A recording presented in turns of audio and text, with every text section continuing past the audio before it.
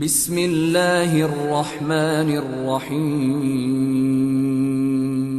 ہمارا دین ہمیں حیا کا درس دیتا ہے، حیا کا سبق دیتا ہے اور ہمیں پردے کی ترغیب کرتا ہے، اور اس کے احکام عرب کے شعراء کے قصائد سے ہم نے اخذ نہیں کیے ہیں، پردے کے احکام ہم نے قرآن سے اخذ کیے ہیں۔ قل للمؤمنین یغضوا من ابصارہم ویحفظوا فروجہم، اے محبوب مومن مردوں کو خطاب کرتے ہوئے آپ ارشاد فرمائیے کہ یہ اپنی نگاہوں کو نیچا رکھیں اور اپنی شرم گاہوں کی حفاظت کریں۔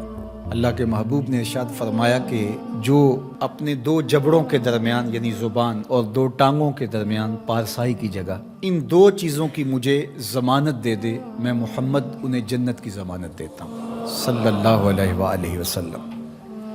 تو فرمایا کہ یہ ان کے لیے بہت ستھرا ہے، بے شک اللہ کو ان کے کاموں کی خبر ہے، تم کبھی بھی اس سے مخفی نہیں رہ سکتے، تمہارا کوئی عمل اس سے پوشیدہ نہیں رہ سکتا۔ یہ حکم مردوں کے لیے تھا کہ نگاہوں کو نیچا رکھیں اور اپنی پارسائی کی حفاظت کریں، یہ ان کی ستھرائی کا ذریعہ ہے، ان کے باطن کی پاکیزگی کا سامان ہے۔ جب نظر پاک ہو جاتی ہے تو پھر دل پاک ہو جاتا ہے۔ 40 دن تک جو شخص اپنی نگاہ کو مکمل پاک کر لے تو اس کو نماز کا حظ آنا شروع ہو جاتا ہے، اس کا سرور آنا شروع ہو جاتا ہے، اس کی کیفیت آنی نصیب۔ 40 دن بڑے نہیں ہوتے، یہ مشق کر کے دیکھنی چاہیے۔ تو اس لیے جب نظر پاک ہوتی ہے تو عبادات میں حظ، لطف اور سرور ملتا ہے۔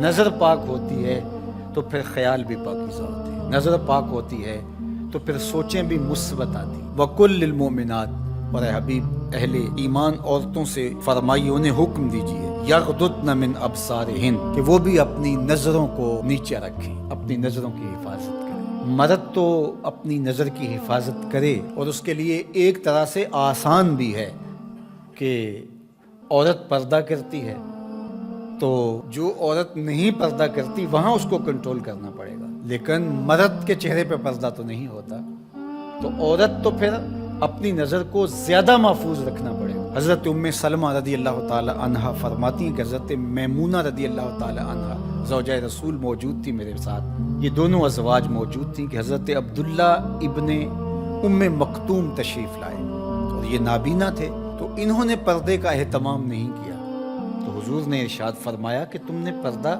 کیوں نہیں کیا، پردہ کرو۔ تو انہوں نے آگے سے کہا حضور یہ تو نابینا ہیں، فرمایا تم نابینا تو نہیں ہو۔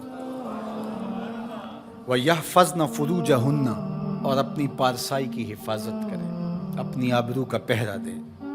عورت کے لیے بہترین عمل اور بہترین وظیفہ اور بہترین عبادت اپنی آبرو کو بچانا اور آبرو کی حفاظت کرنا ہے۔ وَلَا يُبْدِينَ زِينَتَهُنَّ، اور اپنی زینت کو ظاہر نہ کریں، إِلَّا لِبُعُولَتِهِنَّ، مگر اپنے شوہروں کے لیے۔ یہاں تک ارشاد فرمایا، یہ حدیث رسول ہو تو شاید کوئی جدید مفکر کہہ دے کہ یہ ضعیف ہے، یہ قرآن ہے، سنیے ذرا۔ وَلَا يَضْرِبْنَ بِأَرْجُلِهِنَّ لِيُعْلَمَ مَا يُخْفِينَ مِنْ زِينَتِهِنَّ، عورت اپنے گھر کی چار دیواری میں اتنے زور سے قدم نہ رکھے کہ اس کے پاؤں میں پڑی ہوئی پازیب کی آواز گلی میں گزرتے ہوئے غیر مرد کے کانوں تک پہنچے۔ یہ قرآن ہے، حالانکہ گلی سے گزرتے ہوئے مرد کو کیا پتا کہ جس کے پاؤں میں پڑے ہوئے پازیب کی چھنکار کی آواز باہر آ رہی ہے وہ بوڑھی خاتون ہے یا 7 سال کی بچی ہے، اسے تو نہیں پتا، اور اس کو بھی نہیں پتا کہ باہر کوئی گزر رہا ہے یا گلی خالی ہے یا کوئی بوڑھا گزر رہا ہے یا کوئی بچے گزر رہے ہیں، لیکن اسے یہاں تک حکم دیا کہ تیرے پاؤں میں پڑی ہوئی پازیب کی چھنکار، تیرے پاؤں میں پڑے ہوئے جوتوں کی آواز بھی ایسی نہیں ہونی چاہیے کہ غیر مرد تک وہ پہنچ کر کے اس کو متوجہ کر دے۔ کوئی تیری طرف متوجہ کیوں ہو؟ اس لیے کہ تو شہزادی ہے اسلام کی، تو بیٹی ہے فاطمہ کی، تو بیٹی ہے عائشہ کی، تو مغرب کی ٹینو نہیں ہے، تو مشرق کی بیٹی ہے۔ یہ پردہ تیرے لیے بوجھ نہیں ہے، یہ پردہ تیری آبرو کا پہرا ہے، تیرے برقعے کی ایک سلوٹ تیرے حیا کا تیور ہے۔ جب تو سمٹتی ہے تو معاشرہ پھیلتا ہے، اور جب تو گھر سنبھالتی ہے تو معاشرہ بہر و بر سنبھال لیتا ہے۔ اس لیے اس بیٹی کو حکم دیا گیا کہ وہ اپنی آبرو کا پہرا دے۔ حضرت سیدہ فاطمہ الزہرا رضی اللہ تعالی عنہا سے پوچھا گیا بہترین پردہ کون سا ہے، تو آپ نے فرمایا کہ بہترین پردہ یہ ہے کہ عورت کو غیر مرد نہ دیکھے اور غیر مرد کو عورت نہ دیکھے، یہ بہترین پردہ ہے۔